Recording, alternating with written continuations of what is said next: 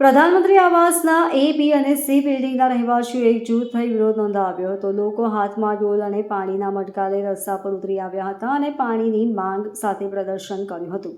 અંદાજે 200થી વધુ પરિવારોના લગભગ 1000 જેટલા લોકો છેલ્લા 1 વર્ષથી શુદ્ધ પાણી માટે સતત રજૂઆતો કરી રહ્યા છે.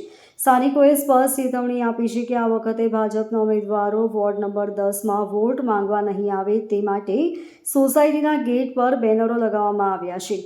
હાલ આ મુદ્દો ચૂંટણી પહેલા ગરમાયો છે.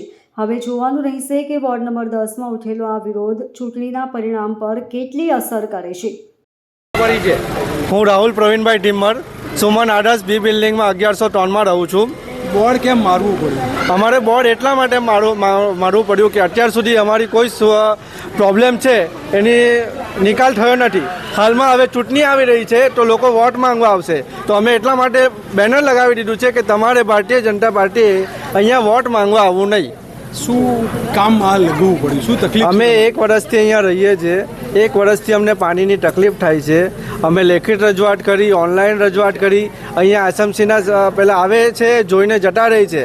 હા, હમણાં કરીએ છીએ, પછી કરીએ છીએ, દિવાળી પછી કરશું, ઉત્તરાયણ પછી કરશું.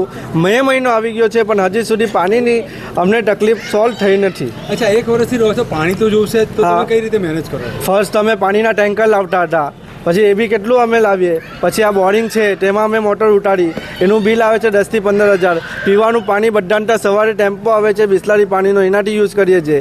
નહાવાનું પાણી ત્યાં નળ મૂક્યો છે તેમાં ધીમું ધીમું પાણી આવે છે. મારું નામ સુરતી અજય દલપતભાઈ છે. મેં એ વિંગમાં 1004માં રહું છું, સુમન આદર્શમાં. મારો વોર્ડ નંબર છે 10. શું બોર્ડ મારેલું છે? અમારે બોર્ડ મારવામાં આવ્યું છે કે ભાજપના કાર્યકર્તા લોકોએ અહીંયા વોટ માંગવા આવવું નહીં, કેમ કે આજથી 1 વર્ષથી અમે એ લોકો અહીંયા રહીએ છીએ પણ પાણીનો કોઈ નિકાલ આવ્યો નથી. દરરોજની અમે કમ્પ્લેન નાખીએ છીએ. અમારી પાસે સ્ક્રીનશોટ પણ છે બધાના. અમારા પ્રમુખે બી લાયકી છે કમ્પ્લેન, પણ કોઈ બી નિકાલ હજુ સુધી લાવ્યા નથી. કાલે રાતના બી એસએમસી વાળા સાથે અમારી વાત થઈ. એ લોકો એવું કહે છે કે આ ખાડા ખોડીએ છીએ, પેલા ખાડા ખોડીએ છીએ. પણ એ દિવાળીથી વાત ચાલુ છે પણ અત્યાર સુધી હજુ કંઈ પણ પાણીનો નિકાલ લાવ્યા નથી. ખાલી સવારે 1 કલાક પાણી આવે છે. હવે 1 કલાક પાણીમાં આટલી બધી બિલ્ડિંગમાં કેવી રીતના પાણી ચાલે?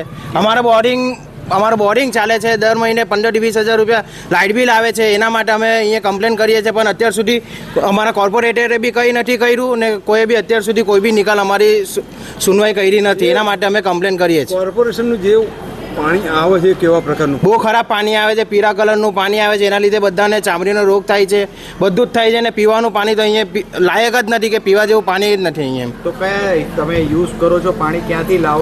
અમે પાણી બી બહારથી મંગાવીએ છીએ. અમારે ત્યાં ફિલ્ટર લાગ્યું છે, આરો લાગ્યું છે, એનાથી પાણી યુઝ કરીએ. ને નાવાનું પાણી બી અમે બહારથી જ લાવીએ છીએ. અમે અહીંયાનું પાણી યુઝ કરતા જ નથી. કેટલો ખર્ચો થાય છે બહારથી પાણી લાવો? દર મહિનાના અમારા 2 થી 3 હજાર ખાલી પાણીનો જ. બેન, આપનો પરિચય, આપનું નામ? શિલ્પાબેન. શિલ્પાબેન, ક્યાં રહેવાનું? અમે અહીંયા બી બિલ્ડિંગમાં. કઈ જગ્યા પર બી બિલ્ડિંગ? 210.